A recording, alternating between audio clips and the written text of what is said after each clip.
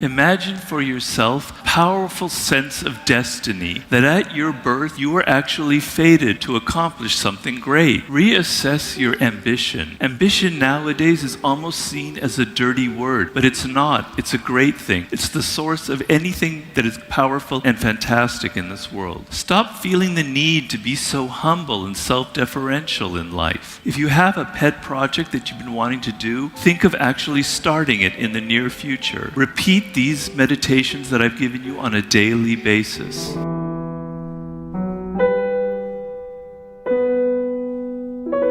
We have to understand a basic law of human nature. We are social animals to the core. We are incredibly susceptible to the moods and emotions of other people. All of this occurs unconsciously and non-verbally. Imagine a common social setting. We are meeting a person for the first time, and they come up to us, and they seem somewhat insecure and defensive. We can smell their insecurity. They're scrutinizing our faces, looking for any kind of sense of displeasure on our part.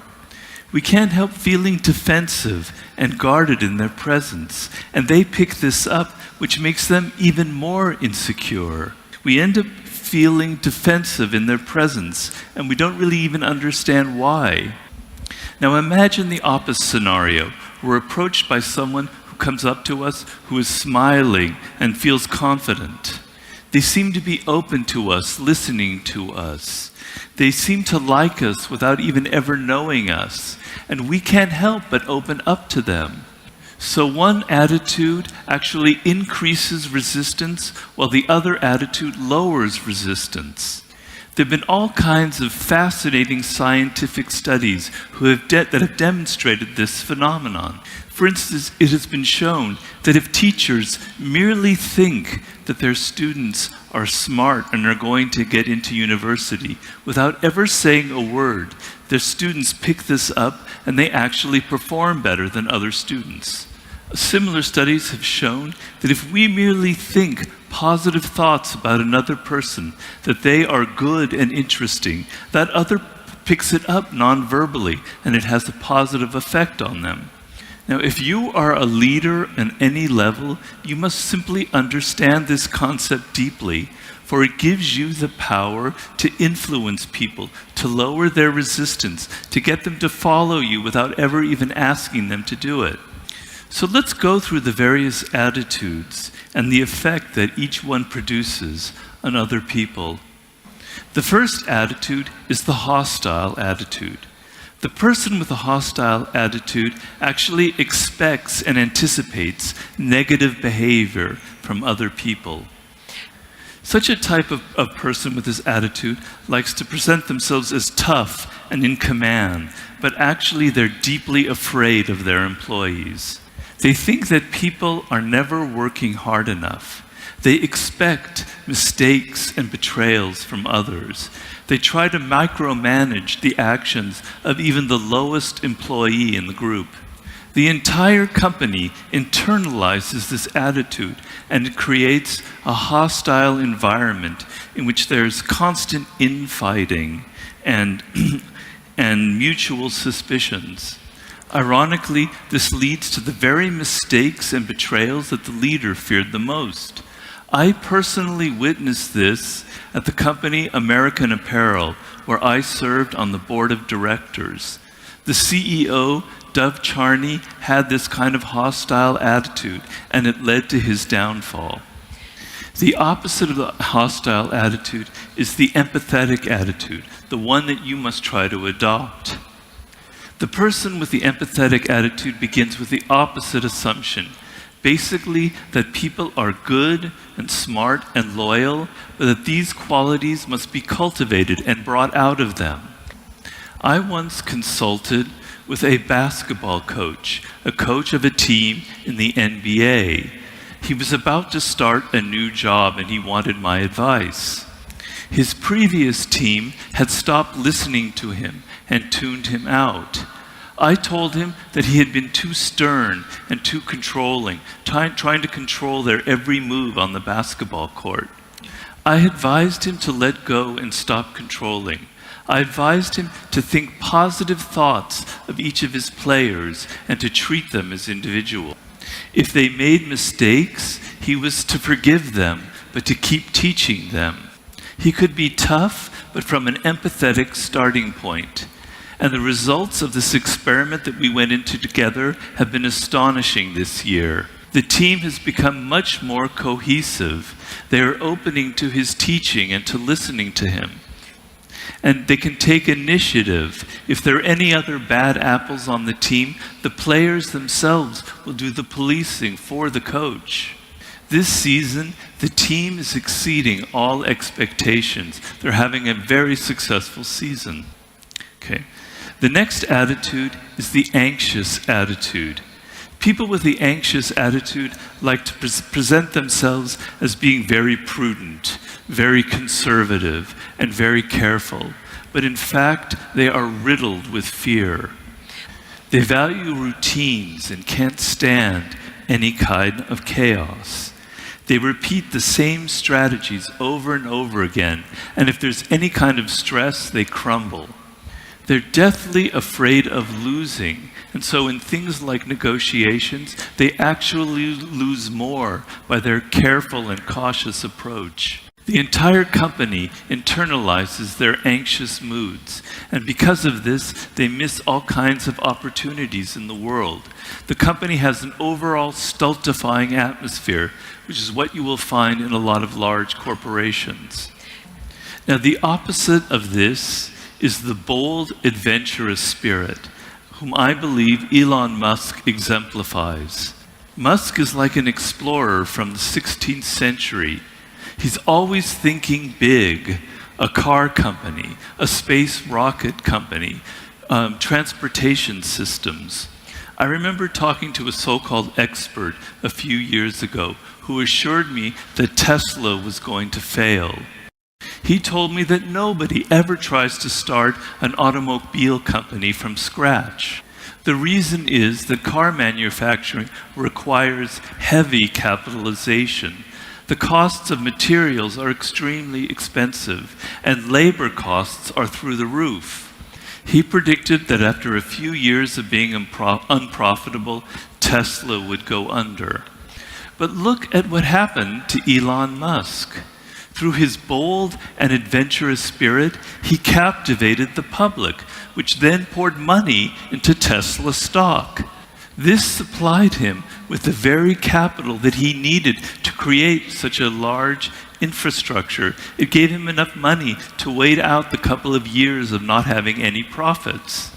Now, the stock price of Tesla was and is incredibly inflated, but who cares? It became a self-fulfilling dynamic.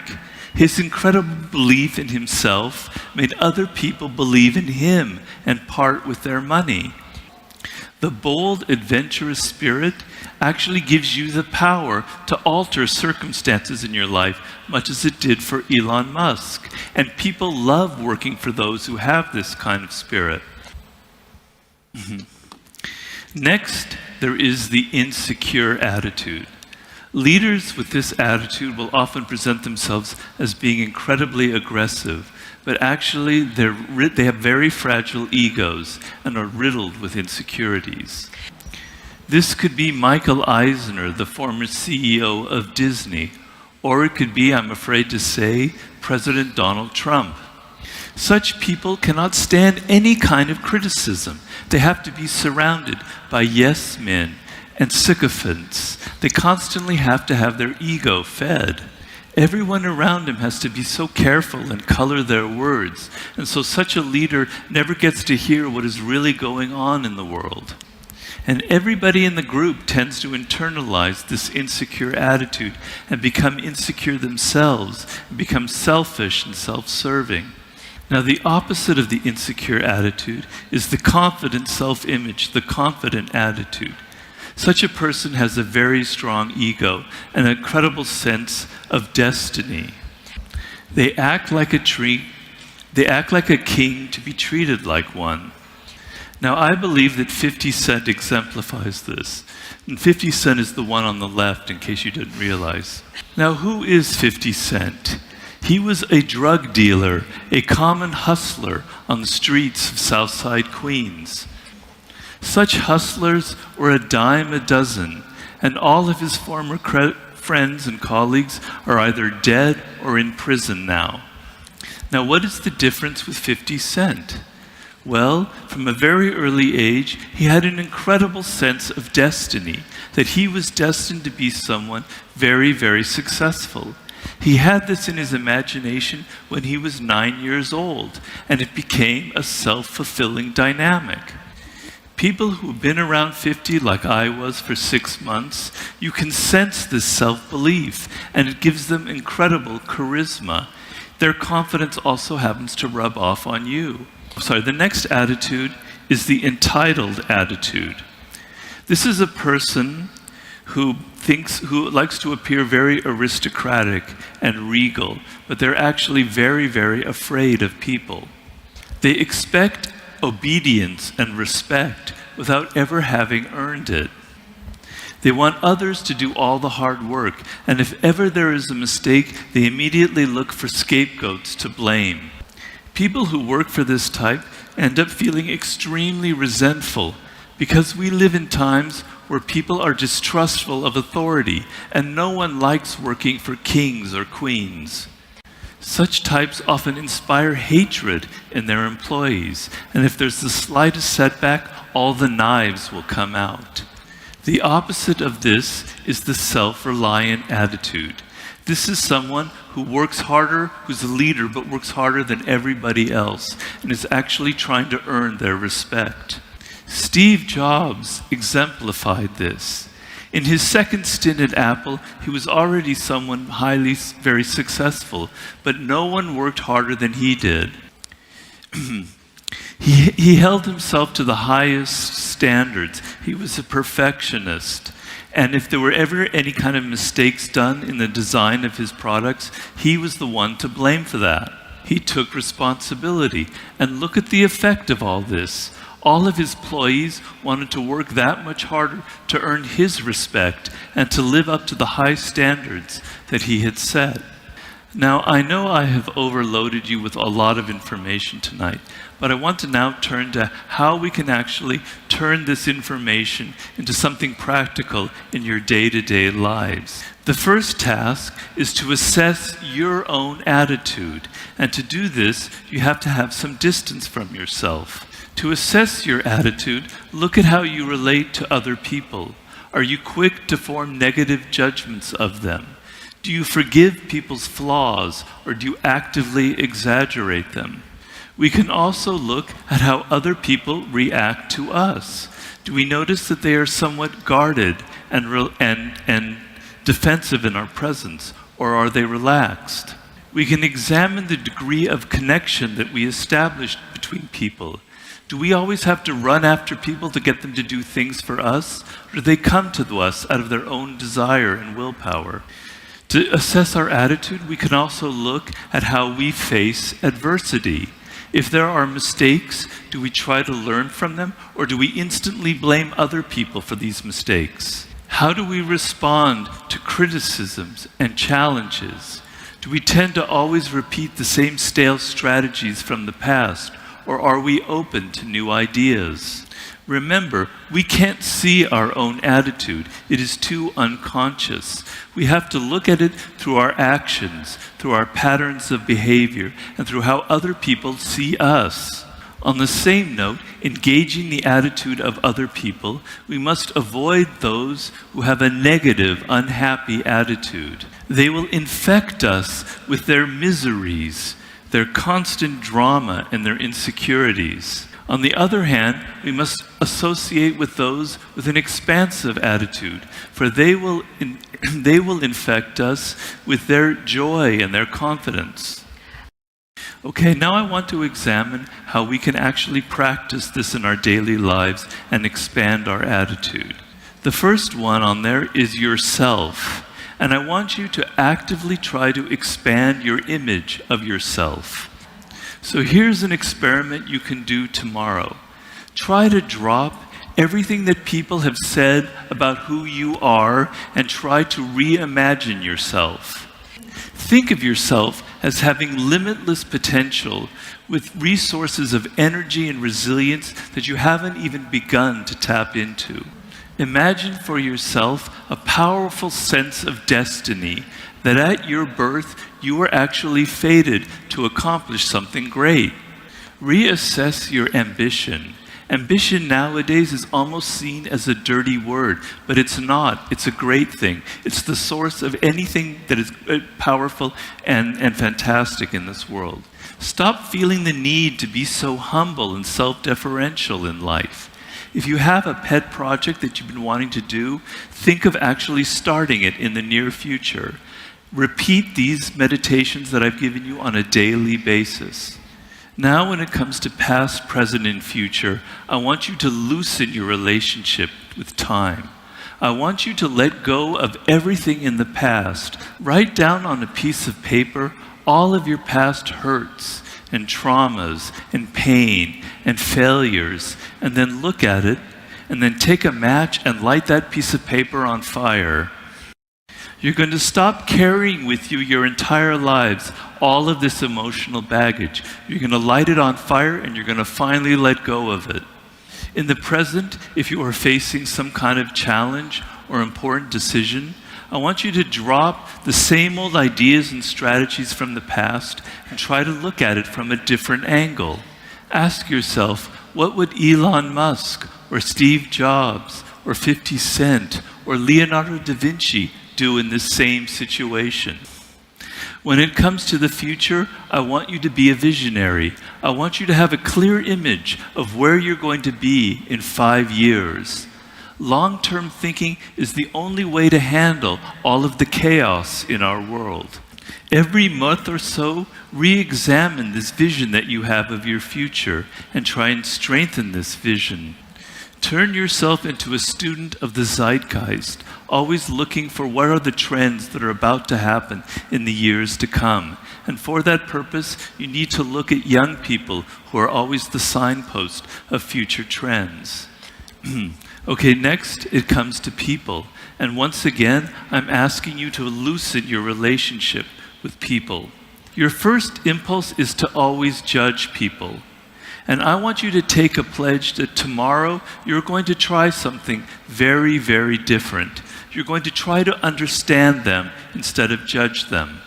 Take someone in your immediate circle who you have never gotten along with and who rubs you the wrong way. Try as an experiment to figure out why they are the way that they are. Think of them as a fascinating character in a movie, and you want to understand their story instead of foisting your own story upon them. The next time you meet this person, try to think, without ever voicing them, some actually different or even positive thoughts about them, and see how they respond. Do they respond differently? Does it alter the dynamic between you? With the toxic people in your life, and believe me, there are a lot of toxic people out there, try to refrain from getting emotional and sucked into all of their drama. Try to understand why they are so toxic. What is their story? So that you can better defend yourself and not get all emotional in their presence. Next, when it comes to adversity, I want you to embrace adversity and even failure. An entrepreneur who has never failed once is not a true entrepreneur.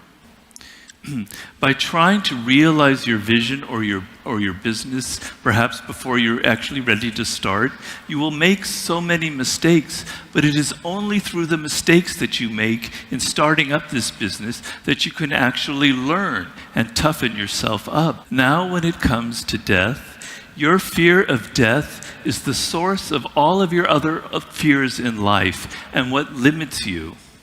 You need to begin to confront your mortality and meditate it on a daily basis like I do. This is not a morbid thought, but something that should energize you. It will make you appreciate every single day that you are alive. It will give you a sense of urgency to realize your dreams before it is too late. As in the story of Chekhov, by confronting your mortality, you will actually increase your sense of zest in life and your sense of adventure.